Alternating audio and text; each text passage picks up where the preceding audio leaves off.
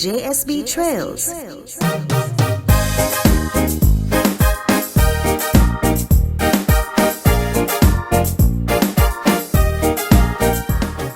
Welcome to JSB Trails, a beacon from the past, lighting the future.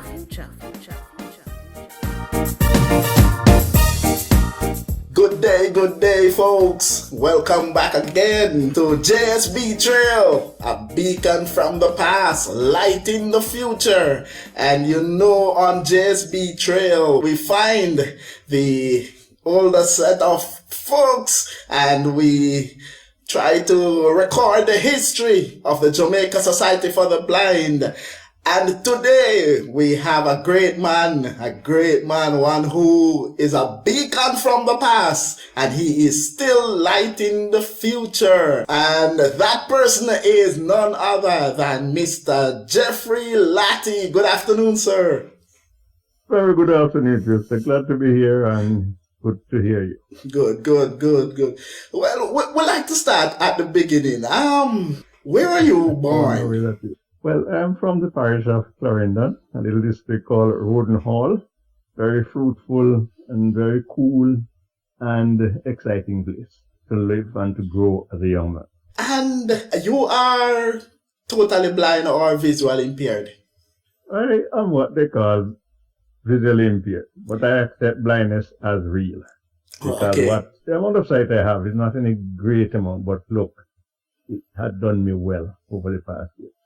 Cool. And how early was your sight condition discovered? At a very early age, probably in the early 3 months of life. Oh, very early. Yeah, they're realizing that the eyes weren't focusing right, and then the whole shebang started from then. Right. And I've been continuing well into my older life now, if you want to say it that way.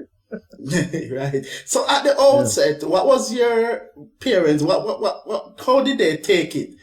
Well, they did their best. They just took the bull by the horn and really tried to grow us the best they could until we found other sources or resources that could help us, like this School for the Blind. But, well, first of all, I should say that it's not just me alone. Oh. I have a sister who is visually impaired, and 2 sisters who are visually impaired, and I am visually impaired. So, they were getting used to it by the time I came. Right. Yeah, because my sister, they did all they could. We went to school just like everybody else, but it was difficult, very, very difficult. It was like the teachers, unfortunately, didn't know anything about blindness in those days. They just really try to do what they could to keep you alive, but they really didn't know what to do. No fault of theirs. So did you go to the Salvation Army School for the Blind, and at what age? Well, at about 13. I was at primary school then, right? Mm-hmm. But before I get to the Salvation Army, the thing about it, I went to Kingston with my mother once, and a cousin of us told us about the School for the Blind, and my mother said, really, he thinks he might have seen the place, but he never really took much note at the time. Right. So the cousin told us about School for the Blind, and my mother was so taken up that she said, look, Monday morning, that was a Sunday, Monday morning we are going to go and look for the school, find the School for the Blind, and go and talk to the managers and see what was happening there. And really, that was a day in my life, that Monday morning. Can't remember the date or anything, no, but it was a new birth. Cool. And so you were a young man who was used to primary school and now going to the Salvation Army School for the Blind. What was the change like? Very interesting, because it was friendly. That's the first thing. All persons there are one. Nature, for better words, blindness, right? So you go there and you meet people who are similar in your case, some totally, some just a few percent or whatever. But really, who goes to the school for the blind is what we call legally blind. Right. I mean, what you are seeing, like, well, not probably you in particular, but what people are seeing 200 feet away, we will be seeing less than 10 feet away Right. from what we are looking at. Okay. And what was your progression like through the school for the blind? Very, very interesting. You see, I realized that going to a school for the blind was the way that would make me be the man I would want to be. Because first of all, you want to know that you become intelligent, you can learn to read and write, you can think for yourself and take life, start take the bull by the horn, Right. and move your life on. Mm-hmm. And once you were getting learning, you were comfortable, you're meeting new people, and you're understanding what you're doing, then I would say the school for the blind was the best place for me at the time. Okay. And then life after school now. Life after school. Well, let me just say that I should go back a little before I start life after school. Mm-hmm. You know, I spent about probably 5-6 years at the school, right? Right. Doing the necessaries for development, like taking exams like first year Jamaica local, thing like and JSC, there was no CXC for us at that time, and get some training in other areas like craft work, could make leather belts and all those, as development for a young man, not knowing really where you're going to be in life, you're trying to catch at everything you could, because it was just Yes, fun. that's true. Just as I would play some more fun cricket at school, and the cricket bat was all kind of old board and old pan, and we hit them. Don't I know that? Eh? Don't I know that? Oh, good. So it was all good, and that was the place at the time. Mm-hmm. The time come now that you have to leave school, what to do, where to do, because unfortunately, there was not much preparation for school leaving, unfortunately. Mm-hmm. And that was seemingly so in most cases, even some homes. Right. Anyhow, I was asked what I want to do a few days before I left school, and I said, well, the manager suggests that I go and do some farming, because I'm from the rural parts and my father was a farmer. Right. Well, I told him not that anything is wrong with farming, and I said I can't do farming, but I don't think I would want farming as my career. I don't mind doing some planting, but I wanted to get out in the field of a different field, more Different technical field, field. right. So I tried to do some telephone operating courses, and while I was doing it, there was a lot of problems, and every day you go to school, I thought you could even do no work. So Mm-hmm. it was frustrating at that time, but I went through and I got my course and did it and, get my grades, and then I left. And I was at the school for a few weeks asking for time just to look around to see if I can get something before the summer came. Mm-hmm. And then I eventually got a job as a telephone operator with the Services Commission.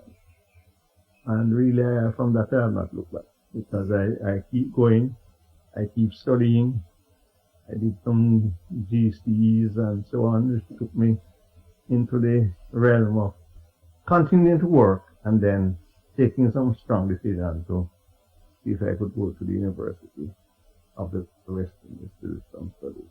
Right. And that I fortunately did get through, was accepted, and I did a social work course, degree program in social work. okay, that's good. And your association with the Jamaica Society for the Blind, when was that? When I finished my degree at the university, I was trying to get into the social work department at the Bellevue Hospital because I was already working there. Right. But it wasn't working too well for me, so I applied to the Ministry of Health to be a health educator. Mm-hmm. Yes, I decided that I would go to the ministry and do some work. While I was at the ministry working, I was advised or encouraged to apply for the post of director. And I gladly did so because I wanted to use the knowledge that I had to see how best I could administrate the society and to bring it up to standard, a better standard, and to make it work. So it was interesting to be there, and I did some hard work. I tried my best to establish a building program. Unfortunately, while everything was about to begin, Mr. Gilbert walked in and knocked out everything, and that was the storm of 1988. 88, yeah, right. And before you go further, which year was this you applied to be the director? I took up the post in 1986. I was on a 2-year secondment. You know, in government you can be seconded to some association while you are there and while they see it fit for you to be.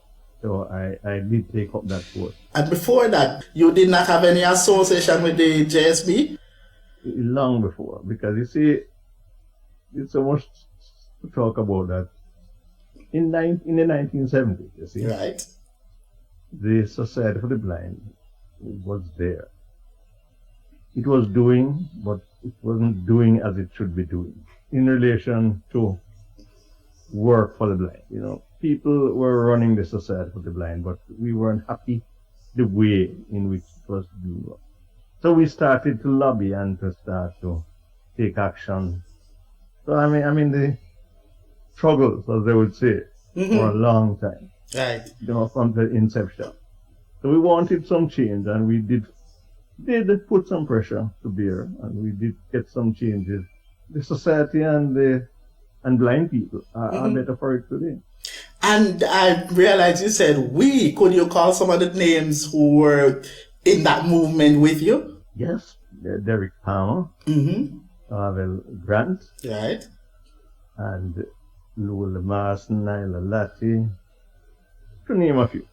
You know, but there are quite a few people who, Wilbert Williams, and quite a few others. You know, we really did want some change, and it happened. Good. And when you became director now, tell me about some of the things that you did. Well, truly, I realized that the society needed some management tools, you know. That they were not, you know, but they were. But we, as a board, we looked at how we could make changes, like, you know, putting in policies that we know that things can go well, and if you know a good policies, you know, you have to have check and balances to run the organization effectively. So those were some of the things that we tried to establish in the organization at the time.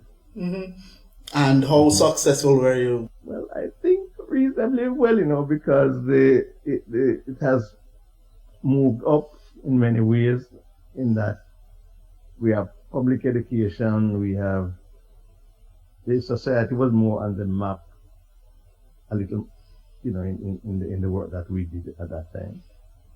And we work with international organizations that help to guide the society in more policies and training for people, because, you know, that's the word trouble. We really tried to do a lot of rehabilitation for those who are blind. And that if we're not rehabilitating people, then we're not doing what we should be doing. That's true. And preventing blindness, because that is the real aim of the organization. And how long were you the director? 3 years. Okay, I was given two-year assignment, right? And I seek for another year, and I got it, so it was 3 years. And based on the hurricane, I had to clean up and then get things right, back out and ship out. Right. So because I had a choice in staying at the society, but that's another story for another time. So yes, I cleaned up whatever I could, and, you know, the British gave us some cabins, and we set them up and clean up the place and get the society back on its feet after hurricane, and then it was passed on to someone else. Okay, but even after you stepped down as the director, you continued your service to the JSB. Could you tell us in some other ways that you did that? Yes, I continue to serve on the board, because if you're on the board, you really can help to make some of the changes that you see needed. And I would like help on the rehab program, to be, help in organizing seminars and so on and so forth, so that the work continues. It was not until, a little later after I retired from active service that I said I would give a bit of service, but I really need to look at myself and take on my own life too. But I still continue to help where possible and to give sound advice where possible. Right. And on the board, tell me some of the capacities that you served on the board. Well, I served as chairman a lot of the time, and then on general membership. Okay. And you say you still give advice where you seem necessary. I really, and I think that is most important, because the young and the quote unquote old must cooperate and work together, because we all need each other. Right. Yeah. And how happy are you with the progress of the JSB over the years? I am reasonably happy, but it's a lot of hard work, and if you can't be a 9-to-5 job. If you're a 9-to-5 job, you're really not paying well. You really have to put your whole into it. You have to really know the struggles of this thing and what it entails, so that you can bring what you're looking for. Okay. And what would you say to the clientele of the JSB right now, moving forward, the service that they get from the JSB? What would you say to them moving forward in life? So I would like to say to persons who are blind and who have come to the society and get training and get help, come back to us and give your service. Because honestly, a lot of us have gained money, and we should give. We should not fail to give to the society. You don't have to be money. You can give your time, your effort, your kind word to a blind person who is going through their struggles. We need each other, and we all should help. We really should do that, Okay. Well, thank you very much, Mr. Latty, for, spending a little time with us here on the JSB Trail, a beacon from the past, lighting the future. Sir, it has been a pleasure talking to you, and I know our listeners will enjoy listening to this interview. So thank you again, sir. Yes, so thank you for inviting me, and really I enjoyed it. So all give thanks, and let us keep the work going. Yes, sir. So there you have it, folks. The JSB Trail with Mr. Jeffrey Latty, a beacon from the past, lighting the future. See you again next time when I will have another person here inside JSB Trails. My name is Damian Rose. See you next time. Thank you for listening to JSB Trails, a beacon from the past, lighting the future.